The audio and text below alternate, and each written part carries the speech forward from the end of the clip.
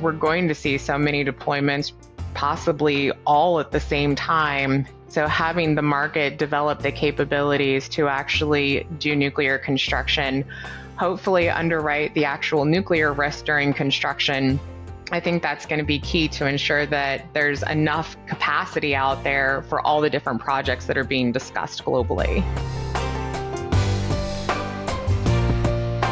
Welcome to the WTW podcast, Construction Blueprints, where we discuss the latest risk management and insurance trends, as well as issues facing the construction industry.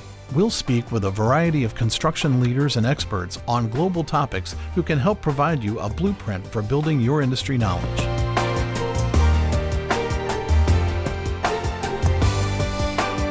Hello to everyone and welcome to our Construction Blueprints podcast.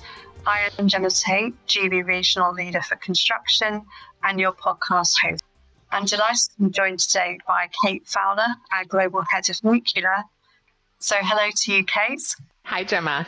So in today's episode, we're going to be exploring small modular reactors, or SMRs as they're abbreviated to, what exactly it is that makes nuclear construction so unique, and some of the challenges faced by insurers and the industry alike. So Kate, should we get started? Let's go. Thinking then how unique nuclear construction is, what are some of the key factors that make nuclear construction projects so unique, particularly in terms of timeline and project management, and how some of these factors influence insurance underwriting? So anybody who hears me speak about this, I'm going to be a little bit of a broken record.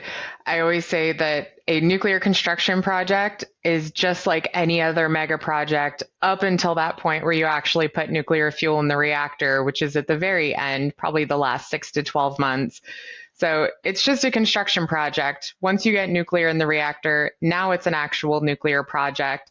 And typically we see insurers that only want to do the construction or the cold side of it, kind of pull back on some of the coverages they offer and exclude that hot zone area. We'd really like to see more insurers offer up the hot zone coverages and kind of do the entire life cycle and streamline the policy for clients and help eliminate any potential gaps that we see. But anyone who's looking to get into this space, truly, it's just a mega project up until the very end when the fuel comes in and you start some of that hot testing and commissioning of it. As far as timeline goes, I think the reason we're seeing more insurers actually take interest in this is because of the shortened timeline of SMR deployments versus a gigawatt scale reactor. Some of the gigawatt scale reactors, we're seeing 10 plus years to actually get it deployed, which is really difficult for some insurers to come on a construction program that they know they're going to be committed to for 10 years. SMRs, every design has some varying timelines as to how long they think it's going to take to get that very first one built. But generally, we're seeing somewhere around the 3 to 5-ish year timeline, which is a lot easier for insurers to kind of put within their appetite. So it is a much shorter timeline for them. And obviously that's going to have an influence on the insurance underwriting, the amount of time that they're actually doing things. And then that testing and commissioning piece at the end, that's going to have a piece in it as well. Obviously, once you get into hot testing and commissioning, you've got an increased risk. Some of these are looking at shortened testing and commissioning timelines versus what we've seen for large scale reactors. So that realistically is going to be easier for them to bring into appetite as well. If you have just a 6-month time period for testing versus a 12-month or longer that we may see for gigawatt scale technologies. Okay, so thinking about some of the insurance obligations, who is it that bears primary responsibility for nuclear insurance obligations within the SMR projects? And really, how are those liabilities sort of typically allocated across the various different project stakeholders? So for just thinking about the nuclear risk in itself, so we're not going to see that nuclear risk really come into play until we have the fuel, like I mentioned before. So once fuel gets on site, that's kind of step one. And normally to bring fuel on site, you do have to have a nuclear liability policy in place. And then once it goes into the reactor, obviously you still have to have nuclear liability in place. But for all projects, whoever is the ultimate asset owner or the licensee, whoever gets licensed by the regulator, is going to be the one that has to procure that liability insurance. And the way nuclear liability works globally is there's generally either strict or economic channeling of that nuclear liability. And really what that means is the operator or the licensee, they have full responsibility. So either no other party can be named in a suit, or if you're in the United States, anybody technically could be named in a lawsuit with respect to nuclear liability, but it's all going to channel to the licensee's nuclear liability policy.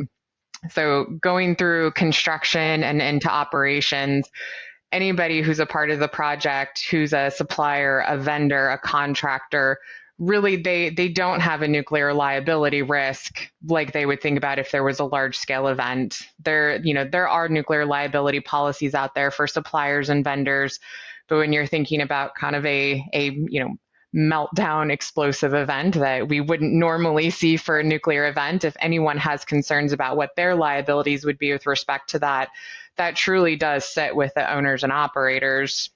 And something unique in the United States is we actually have obligatory limits for nuclear property as well. So if someone is constructing a plant, there has to be insurance in place to do on-site decontamination. And those liabilities could technically be passed to a third party, but generally that will sit with the operator as well. Okay, so turning into different insurance limits for SMR projects, do they vary at all by geographic region? And what are the implications for project developers and or operators?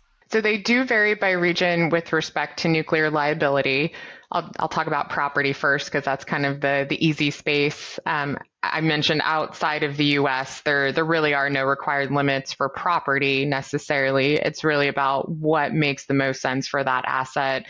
Most of the time, it's going to be a maximum foreseeable loss that you would insure to. We don't see insurance to full asset values for nuclear facilities because realistically, there's probably not enough capacity out there in the world for a large scale reactor, at least. In the US, we have those obligatory limits for property, like I mentioned. It is $1.06 billion, and that is technology, location, size agnostic. So as it stands today, whether you're building a 20 megawatt or 100 megawatt or a full gigawatt facility, they all have to buy the same. For liability, there are different nuclear liability regimes around the world that dictate what are the obligatory limits for nuclear liability. But the great thing is those are also caps. They're caps on liability for the industry, which helps support the growth in the industry. So someplace like the UK buys 1.2 billion euro in nuclear liability insurance. In the US, we buy 500 million, but we have something called the Secondary Financial Protection Program that's kind of an industry pool that actually brings up the limit to about $13 billion in nuclear liability for any given asset. Canada buys $1 billion Canadian. So everybody has their own rules. And part of the challenge that brings to the SMR industry is most of these laws that are in place right now, they're completely technology and size agnostic. So once again, whether you're building something that might be considered a micro reactor or you're building a full gigawatt large scale reactor, everybody has to buy the same limits of liability insurance for nuclear, which may or may not make sense. And it could potentially become really cost intensive for a small developer to buy limits that size when they're building an exceptionally small type of reactor.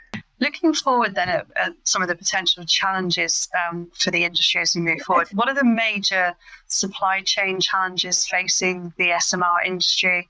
Particularly considering things like fuel supply, human resources, procurement of specialized equipment or services, really kind of thinking about some of those future challenges that I know we've heard a little bit about more recently, certainly in the press across Europe and more broader. Yeah, so supply challenges kind of in every aspect of the project is this, I'll say, a big question mark for the industry globally. I mentioned before, there's 100 different technologies out there, and a lot of them are trying to use off-the-shelf design. So that could mean you've got 50 different developers all wanting to utilize the same type of turbine generator or the exact same transformer. We don't necessarily have the supply chain for assets built up right now to provide that level of materials to 50 different designs at the same time. So that's kind of the first issue we have is, the materials and the equipment itself are not built up enough to support so many different designs that are in the pipeline right now. And then when we move to fuel, there's new and innovative fuel technologies out there, which are going to increase safety margins for some of these designs, which is absolutely fantastic, but there's no commercial supply chain right now. One of those technologies is called triso fuel. It's very cool. They're little pebbles, and there's quite a few different technologies out there right now that are designing to use triso fuel. There's no commercial developer of triso fuel today. The US does have a provider that is strictly for government use, but nobody in the commercial space. So there is the potential for, issues getting uranium just with the conflict that's going on in Russia and Ukraine, because a lot of fuel did come from Russia. So that's kind of the first piece of it. But then actually getting someone to manufacture the fuel that some of these technologies need, we don't have a robust supply chain for that either. And then when we kind of move on to the human resource side of it, the industry hasn't grown much in the last 30 years or so. We've seen a lot of people retire, a lot of people leave the industry. So there's really a finite number of people that are specialized in the space right now. And now that we're looking at this explosive global growth, a lot of different countries are looking to kind of build up their human supply chain. An example of that is in Romania. They've got what I think it's an E3 center now, where they're going to kind of train the next level of nuclear professionals. A lot of companies are looking at schools now to build up their nuclear engineering programs to support the industry that's coming. But really, in every facet, we're seeing a human supply issue as well. And it's not just on the nuclear side, it's also on the people who are going to build these. A lot of countries either don't have nuclear assets or haven't built nuclear assets in a long time. So having the people that are, specialized enough to construct them and having high quality welders to be able to work at these sites, kind of every single layer of the process, we really need to build up that chain and train people and get them ready for this next step of growth we're going to see in the industry all around the world. Okay, so what is it that's really currently needed from the insurance marketplace to really enable the successful deployment of the various new technologies that you've just been talking to us about? So we're seeing a lot of new deployment models. The way we've historically seen things in most countries around the world is these are government-backed projects, government-owned projects. And we're going to continue to see that, but we're seeing a lot of people looking at behind the grid assets and providing direct power to data centers and chemical production facilities. So these aren't going to be government backed, and they are seeing insurance challenges today on things that they need in the insurance space for nuclear technology development and deployment that the industry just hasn't seen yet. And a lot of that is being driven by the financial investors and things that they need to make sure that they feel comfortable with providing backing for the risk. And it's things like professional liability or professional indemnity, the cost of decommissioning, being able to have those dollars up front to assure that you can decommission the asset at end of life, which, maybe 40, 60, 80 years in the future. But I think, large scale, we're going to see so many deployments, possibly all at the same time. So having the market develop the capabilities to actually do nuclear construction, hopefully underwrite the actual nuclear risk during construction, I think that's going to be key to ensure that there's enough capacity out there for all the different projects that are being discussed globally. Kate, thank you for your contribution to today's episode and for sharing your perspective on such an important topic for all of us. Thank you so much for having me. Thank you to all of those of you who are listening and for joining the Willis Construction Blueprints podcast. We'll talk to you again on the next one.